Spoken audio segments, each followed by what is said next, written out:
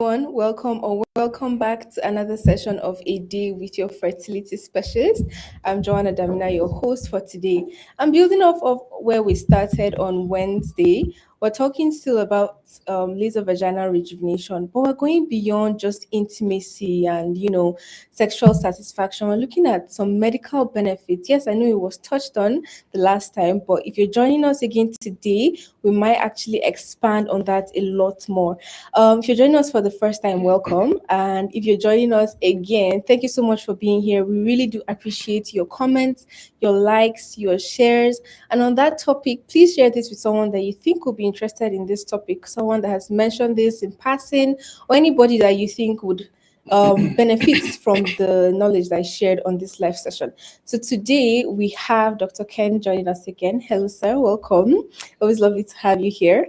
So you already started talking about laser vaginal rejuvenation, and it's a very interesting topic. Yeah, if you follow us on social media, you've probably seen one or two videos about it, shorts and reels, wherever it is you're watching from.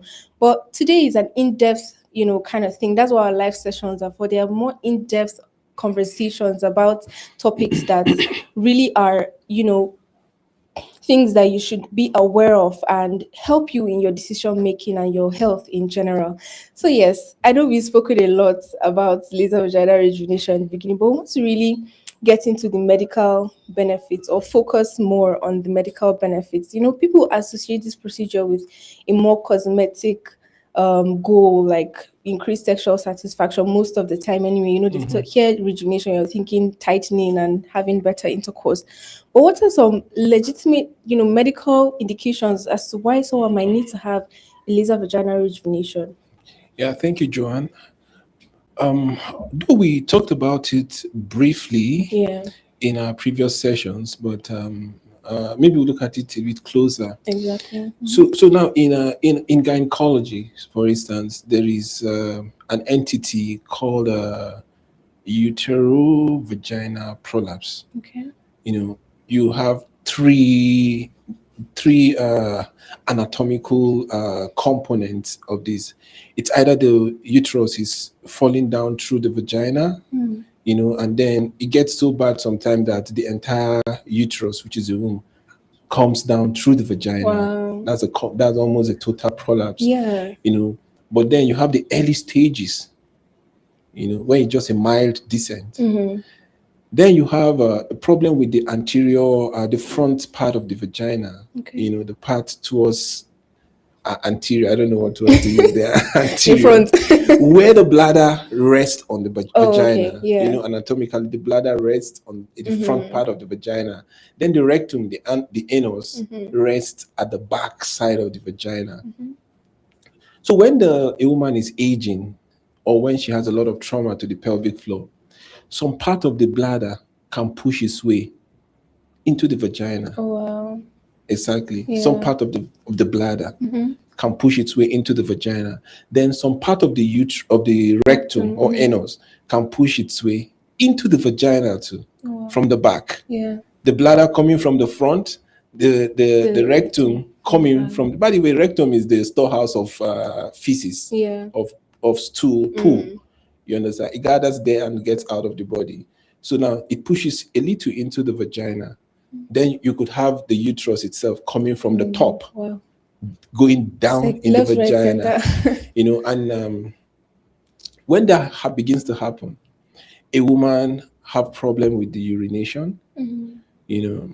She may have increased frequency of urinary tract infection because urine outflow will be with hesitancy, and then she may have problem with defecation, mild or in different degrees. And so early stages of these abnormalities can be corrected with laser vaginal rejuvenation without having surgeries. Yeah.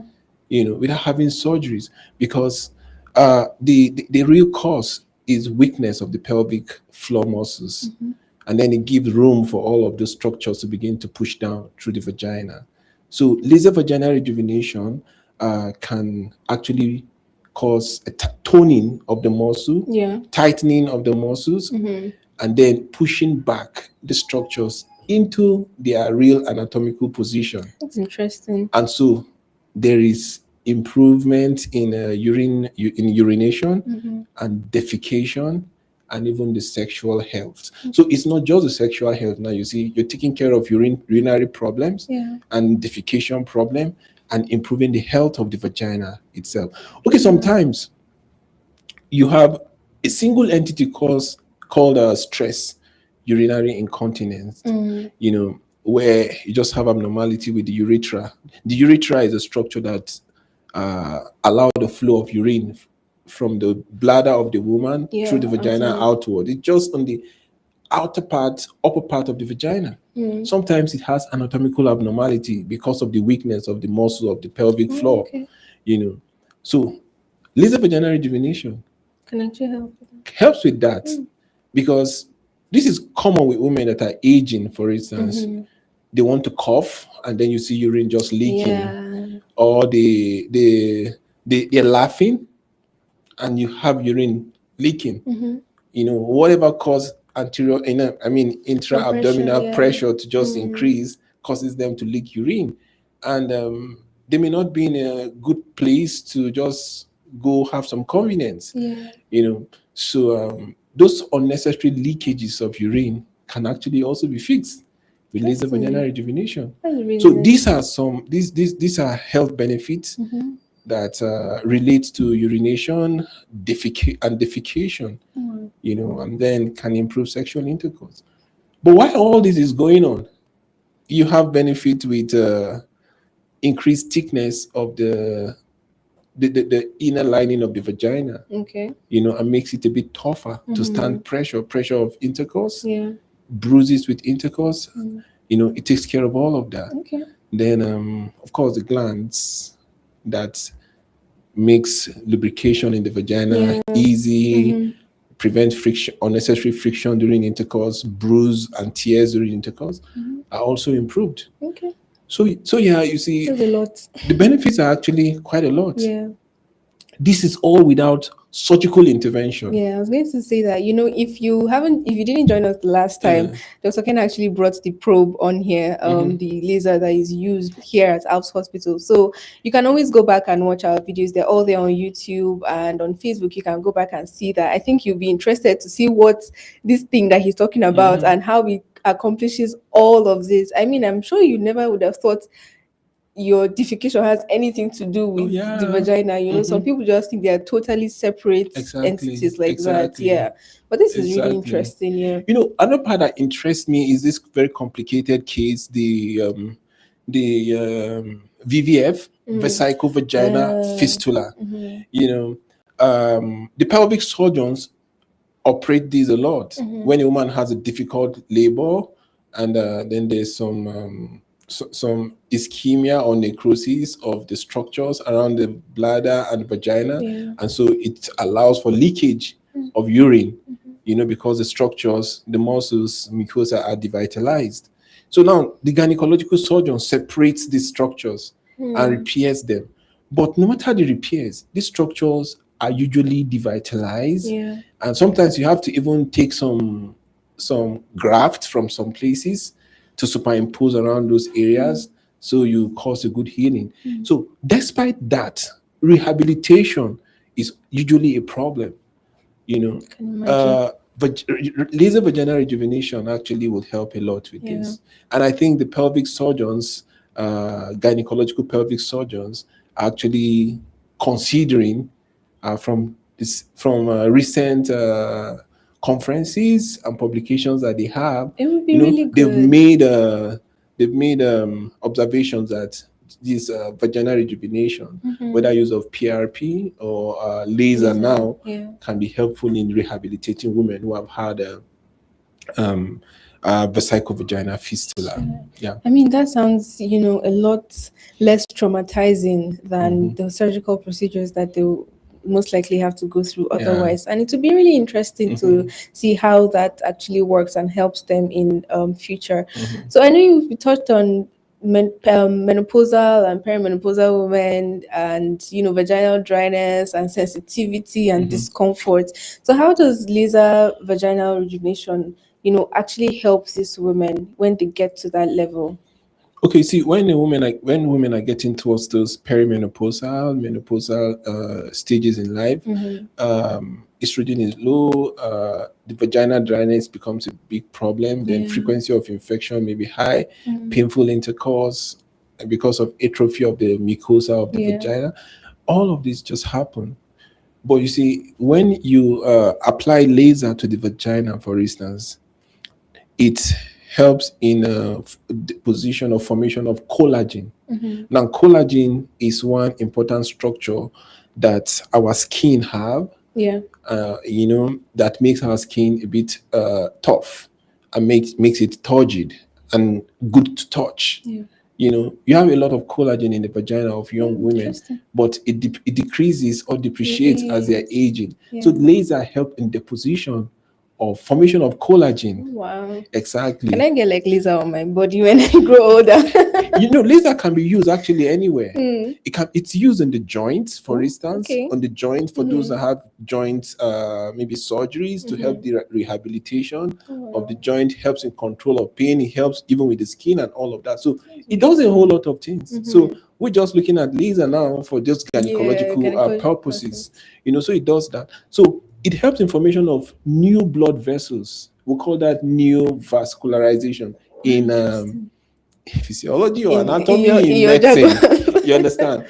So it helps formation of new blood vessels, deposition of collagen around the areas of interest, reticulin, which are all the fibers that help muscles to be tensed, tough, and turgid. It helps all of that, and it helps the glands in the vagina to begin to produce lubricants that will help all of that. So now you see, you have new blood vessels, reticulin deposits, glandular secretions. So vagina is young again. It's just revitalizing. Exactly. So that is the rejuvenation now, in addition to the tightening that it causes for those who feel that they are, of course, when the muscles of the pelvic floor is weak, the vagina becomes lax. It lost its roughness, it loses it. So with rejuvenation, some of all of this begin to return. And then the woman needs to have sessions and sessions from time to time to I was going help. to ask that, like, is it just a one-time thing, or you do have to do it multiple times? How does that work? So now she would be under the care of a gynecologist who will decide what number of how many sessions she needs. So it differs. For those who are getting towards menopause or who are menopausal with all the signs that we're talking about, for the first treatment or therapy, they need 3 sessions. 1 session per month for the first 3 months. Then 1 session yearly. You understand? 1 session yearly. And for me, I think that's just okay. That's very that's just quite okay. 1 session yearly. I mean, thinking of all the benefits that come with that, you just get it out of the way the first 3 months, and then you just have to do just so, but if you're doing a rehabilitation following a vaginal delivery, for instance, it's just 1 session. Or just 1 session, because you're dealing with younger population of people. It does sound like a miracle. Exactly, just 1 session. Because for them, it just damage to the muscles that may probably have occurred during vaginal deliveries, But of course, if she needs more than 1 session, depending on the degree of the damage she has, the doctor will decide all of that. And all the accessory exercises that may go with it, like the Kegels exercises, and all of that. So that'll be fine. So it depends. Recommendation depends on the degree of abnormalities you're dealing with. Okay. Well, that's nice. I mean, for the after childbirth, you're thinking of just one session. I think that is still, honestly, if you just have that one thing. And I know a lot of women are quite uncomfortable after childbirth, and you don't really feel like yourself anymore. It's nothing to be ashamed about. I mean, there are things that are in place to actually help you become a more confident version. You know, most first timers at deliveries get a cut or get a tear. You know, get a cut, get a tear. You know, and this cut just get the place expanded, so the baby could come out or be pushed out. You know, and then you fix the cut. You know, so they need all of this because it helps with healing of the muscles that may have had micro traumas to them, and even the cut. It helps in healing of the scars and making the scar finer. You understand? So first timers often get this cut, you know, and then even if you're not first timer and it comes out easily, the baby comes out easily, it means already the place has been damaged. Lax, it's lax already. I can imagine. So that's already something. So they need it even more than the first timers. You know, so that's just it. But you know, it's because of all of these challenges with sexual intercourse that the rate of cesarean section is higher among a particular sect of people in the society. You know, when we're doing residency, some few years ago though, when I was a resident doctor, we observed that cesarean section is very high. The rate is high in Brazil. You know, very high in Brazil compared to some other parts of the country of the globe. And it's because they are preserving the vagina. So the vagina is actually quite important. It doesn't matter what we say here. It may just be uncomfortable saying it, or people find it difficult to just own up to it or talk about it because of societal perspective or view about the word vagina. But I'm a trained gynecologist. I mean, you use it every day. Most likely. And I wish I don't have to be dealing with that, but that's just my job, you know. So if I mention few number of times vagina in a day, maybe 40 times. Wow. So I think it's my most popular vocabulary. I think you probably use it up to that 40 times on this live alone. So it's my the gynecologist's most popular vocabulary is the vagina. To be very candid with you, I think so. I really think so. Because that's our own access into the woman's body. Exactly. You know, access to the woman's body. Well, operating, you have something to do with the vagina. You're operating in the abdomen, on the pelvic, you have something to do with the vagina. You examine, you have something to do with your scanning, you have something to do with. You're doing hysteroscopy, you have something to do. You're putting embryos into the uterus, you have something to do with the vagina. So everything.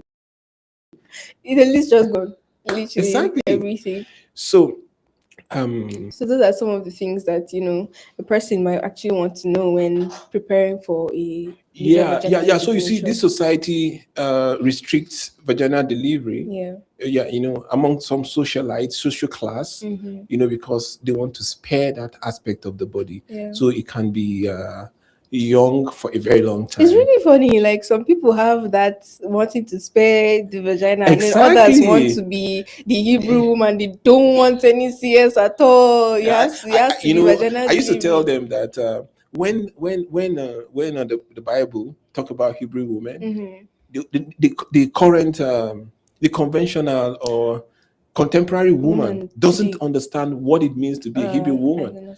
You know, who are those Hebrew women actually? They were farmers.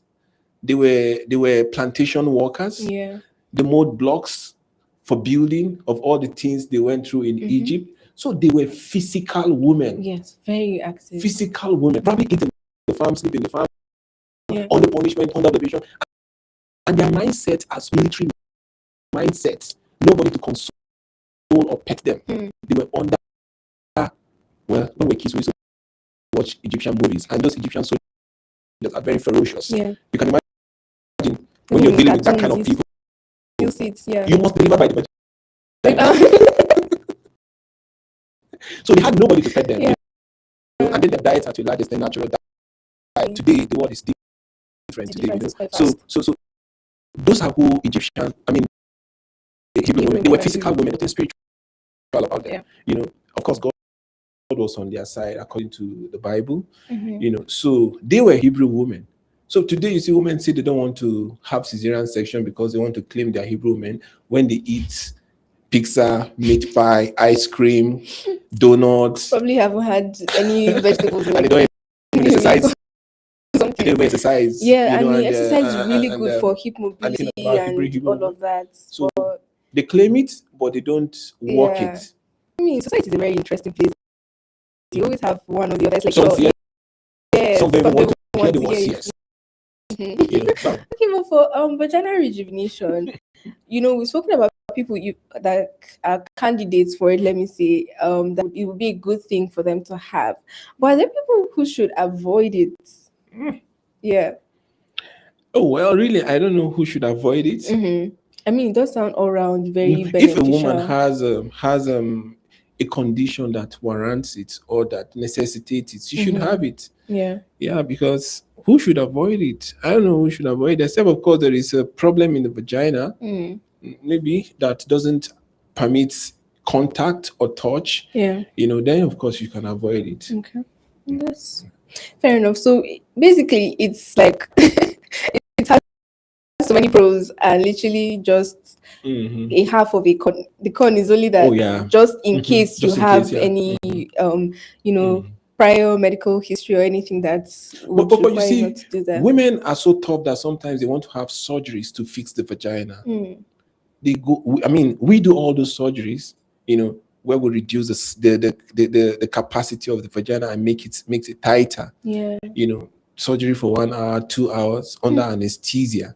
And then you're through with the surgery and you take the next 3 months to get yourself back, and then before you resume sexual intercourse. And even with the sexual intercourse, you have to use lubricants, because it still doesn't make it look So it doesn't okay. really improve all Oh those yeah. things like collagen No, and no, no, then no, the no, gland production. It just reduces the exactly. capacity So of the with vagina. the surgery, you can only get tighter, but the pain may still be there. The dryness may still be there. The thickness or the mucosa of the vagina will still be there. Yeah. But these are all the things that vaginal rejuvenation with laser does. It takes care of all of these and still makes it tight. Oh wow. So even if you have surgery, for instance, You might you will still need laser rejuvenation because there are other benefits that laser brings that surgery doesn't. Surgery is just mechanical, anatomical restoration. Yeah. While laser is both anatomical and physiological. Physiological is a function. It restores the function of the vagina largely.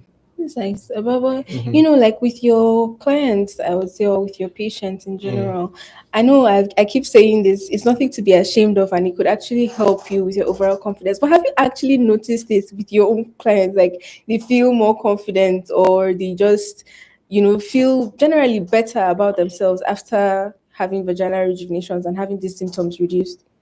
Yeah, what you hear from some of them, it's they feel a lot better. Yeah. And they can't wait to have their next session. Oh, wow. So that tells you what the general feeling is. But on one or two occasions, you get some degree of dissatisfaction. Okay. And you need to look closely and see. There might be other factors.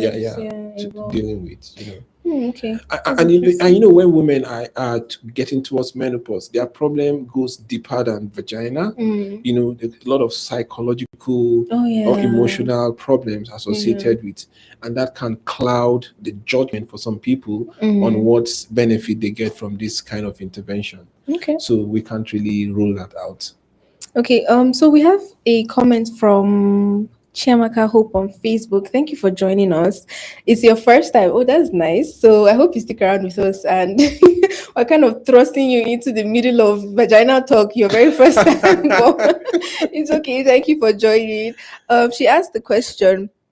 I'm not sure if this is just a general question you want to ask Dr. Ken or if it's related to vaginal rejuvenation, but she says, can you operate one with uterine fibroids? So I don't know if if you can do the rejuvenation with fibroids or if No, there are two different things. Rejuvenation is the vagina, the fibroids in the uterus. Okay. So yeah, as a gynecologist, part of what we do for fibroid surgeries, it could be a myomectomy open surgery. It could be, depending on the location, it could be hysteroscopic surgery where we go through the vagina into the uterine cervix, into the uterine cavity. Then it could be laparoscopy. So whichever condition it is, I think we're able to take it. Okay. Yeah. Well, I hope that answers your question. And, this is, as always, I'm ready to give a shameless plug. Please come in here. You can book consultations online if you're not in Jos or Abuja. You can talk to us online. If you're in Jos or Abuja, you can come visit us. Our addresses are on the screen. Our numbers are there. There's a QR code for you to scan. Everything is there for you. We just need you to take that first step. Trust me, you're in safe hands. You're in really good hands with our specialists here. But, outside of just, I don't want to really like shade clinics and all this, a lot of aesthetic clinics are coming up there. But what would you say is the importance of having this done in a qualified medical, like a hospital, instead of having a rejuvenation done in a clinic? Are there differences you would say? Well, in as much as I know that rejuvenation is not a surgical procedure, so it can be done in a consulting room. Yeah, under the guide of a chaperone if a gynecologist is a male doing it. But in our facilities, I think the nurses do it because woman to woman, it's a comfortable situation. The gynecologist may just be around the corner just in case there's a technical issue that needs to be sorted. And the laser technicians, sets the gadgets, the right wavelengths, and the amount of laser energy to be dissipated, the amplitude, the frequency, all of that is set. So the nurse just goes, does the work, do the work for the next 10 to 15 minutes. So wherever you choose, it's choosing. I mean, for this procedure to be done, should be just decent enough for a woman to be comfortable. What I don't subscribe to is the fact that I know that there's a local vagina tightening procedures that women do outside in the society or in the community, where they make them sit in hot concoction.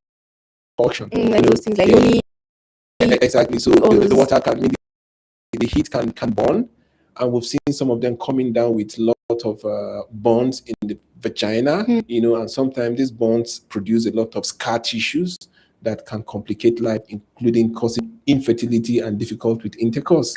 That requires series of surgical interventions to even correct. Trying to So those, I think, people should carefully access those kind of care. But so long as it's going to be done in the clinic or in the operating room, in whatever decent environment in an organized orthodox hospital setting, and the person handling is qualified, I think it's fine. Okay.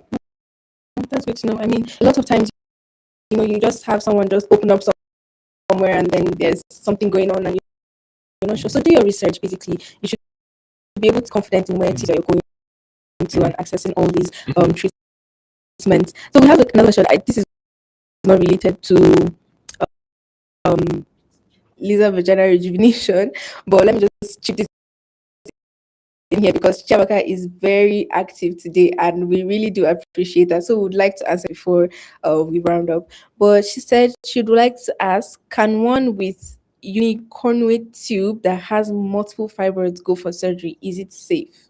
It is safe, yeah. Okay. Okay. So that's interesting. Unicornuate. Yeah. It's a uterine abnormality, where the uterus has only one horn. The uterus has from formation has a two parts that join to form a single uterus. So when you have the one of the part lacking in the formation, you have a unicornuate uterus. Okay, so it's like half of a uterus. Yeah. And then some people conceive with that half of a uterus. Oh, wow. Yes. Some people have two horns of the uterus that are not well joined, well formed, and then pregnancy happens in one. Yeah, so you see, like there's a division, exactly, kind of division in the uterus, exactly. And, then, wow. And either of this division can have a fibroid, and so if the fibroid is posing symptoms or causing problems, of course, it should be taken out, and it won't pose any problems. And in that process, if it is a biconduit, for instance, it can be repaired. It can be repaired. Yes, it does depend. It can be repaired, and sometimes laser helps. Because I know we have repaired, we've done a lot of, we call it metroplasty, okay? We've done a lot of abnormal uterine, congenital uterine and anomaly repair using the laser. Oh, wow. So forget the part we're just talking about laser vaginal rejuvenation. Yeah, Laser there's is just versatile in a lot of surgeries. Yeah. And it works seamlessly for some kind of procedures, which are more advanced than laser vaginal rejuvenation. Yeah. I mean, laser sounds like it just sounds very interesting to be around. Like it has so many importances, so many uses, and it's so versatile. It's really interesting. Yeah. It's really nice. So yes, I mean, this is basically part 2 of the laser vaginal rejuvenation talk, and we've spoken a lot about it on Wednesday. The first one, like I said, if you didn't join us for that, you can always go catch up on it and watch that. So I'm just going to be throwing the floor to Dr. Ken. If there's anything else, I may not have mentioned or not as asked, and you haven't asked, but he might think about or know about and want to share with us about the whole laser vaginal rejuvenation, its benefits, and how important it is, basically. Well, I really don't have anything extra to add, except I have a question to answer to attend to. Yeah, but all I say is that it's about time women begin to take every aspect of their life serious, and you don't need to suffer in silence. Give yourself the best treat. The laser vaginal rejuvenation is not just for intercourse. Intercourse is just one of the benefits. The vagina is an important part of the human body, and it needs to be taken care of. Just the way we take care of our foot, our feet, our fingers, or whatever it is, manicure, pedicure, all the things we do, and even hair. So the vagina needs to be taken care of. Vaginal rejuvenation is a spa day for your vagina. I think we really need to be taken care of, because, well, being a doctor for women, I know what they go through. Yeah. And sometimes we know what they go through more than their partners. Yeah, because if I tell you all the barrage of things we listen to during consultation as gynecologists, you just be wondering what exactly is that this world of gynecology is all about. So I think women should prioritize that, because even infections that are very difficult to treat, recurrent vaginal infections, find solution with laser vaginal rejuvenation. Can you just imagine? So it's just what it is. Wow. Yeah. So women should take advantage of whatever advancement in vaginal care there is, and give themselves a treat. Yeah. Okay. Well, like you said, it is a treat. It sounds like it. And to me, an aspect that I would have loved is to see women who have vaginal deliveries, have a session at least of laser vaginal rejuvenation, because whatever you think or whoever you are as a woman, so long as a baby comes out of that vagina is traumatized. Yeah. How do I know? That is why they shout when they don't have anesthesia. It's painful. It tears them apart. Yeah. Or it tears the muscle, no matter how small. And the place they sore for a while before it gets back. Yeah. And they never get back for some people. Some people are lucky, they just get back, but you have some injuries. Yeah. And it's the cumulative injuries that makes the uterovaginal prolapse happens when they are advancing in age. So if you have a laser vaginal rejuvenation after vaginal delivery, which is what is currently being recommended, we will deal less with uterovaginal prolapse later in an advanced life. Okay, so not only is it actually beneficial for you now, it's also beneficial for you in the because future. It prevents problems for later. Prevent later problems. Yeah, so it's just what it is. Yeah. So I know there are a lot of women giving birth. Let's assume they're not doing it for intercourse. After birth, the first 6 weeks of puerperium, have a go on one session, and then see what the result will be like. Yeah. Yeah. Especially if you've had a child before. I actually am quite interested. If you've had a child before, you've never had vaginal rejuvenation or laser vaginal rejuvenation, and you're about to have another child, and you're watching, and you come to Abs Hospital, you might want to think of it or consider it. I would Mm. actually be very interested to know how the difference is in real You know, life. locally, when women in this part of the world get pregnant and deliver, and their old mothers or aunts Yeah. come to visit, they give them some massage. You understand? Mm-hmm. They make them eat all kinds of things, Yeah. massage the abdomen, and trying to see they're taking the abdomen back to the How it original was. shape. Yeah. Let's assume that is abdominal rejuvenation. That would be a new sex. The place that suffers was not rejuvenated, Yeah. which is the vagina. Mm-hmm. So I think that should be really considered and be put in the front. I mean, Yeah. front burner, Yeah. and should really consider doing that. Yeah, should really consider doing that. If I have my way, every woman who has vaginal delivery, I will advise her to have one. Yeah, but because it is a luxury and aesthetic service, you can't make it compulsory for everybody. Exactly. But whoever likes whoever likes herself should consider that. Okay. Mm-hmm. So thank you so much, Yeah. Dr. Ken. Like I said, it's always very nice having you on here. Thank you for taking your time to break these things down for us. Women, it really is a treat out there for you to think of laser vaginal rejuvenation in the now and even in the future. Like you said, there are some things that can be prevented when you have a vaginal rejuvenation earlier on in your years. And I just think this is a very interesting topic. I mean, okay, so just a conversion. There's We testicular rejuvenation. okay, And I'm serious about that. okay, I'm sure we're going to But we're get not into talking that. about that. Yes, but And I don't that's a want to be topic. the one to talk about that. You should Oh, get a why? urologist to talk about that. But to be very candid, there is testicular rejuvenation. And then you keep hearing women talking about enlargement of the penis. Yeah. You understand? So if the penis is going to be enlarged, why don't you rejuvenate the vagina? Well. Food for thoughts, or I don't know. But yeah, you probably heard the word vagina a lot. I mean, someone came up to me and if you've seen my face before, it's on our Instagram page, and I spoke about vaginal rejuvenation, and they said, "Oh, I don't have anything else to talk about. It's vagina and I'm talking about." And I'm just like, well, it's quite important. It really is, as funny as it sounds. It's very important. It's an important marker of your health and who you are as a woman, right? And if you can do something to make you feel better, more confident, you have less complications, less infections, less chances of that prolapse, less problems with incontinence, urinary incontinence, and anything else. Really, it's just a full package that helps you deal with so much. So if you're dealing with one thing or another, or two or three of the things that we've mentioned, talking about laser vaginal rejuvenation, you might want to actually come in and see how that's going to benefit you. So thank you so much for joining us today. It was very interesting. If you stuck with us, then I know that you also found this interesting. So please join us every Wednesday and Friday by 3 p.m. on Instagram, Facebook. Sometimes we're on TikTok like today, and then there's also YouTube. So you can always join us everywhere. Follow us, turn on your post notifications in case you forget, so you can be reminded. Thank you so much for joining us today. Sorry about the delay in the beginning, but we really do love that you are here. Before we go, I want to give another shout out to Chabaka, because Chabaka has been, there, and she says she loves us so much for answering her questions. That's what we're here for, and we really hope that we can help you even more in the future. So have a lovely day. Goodbye.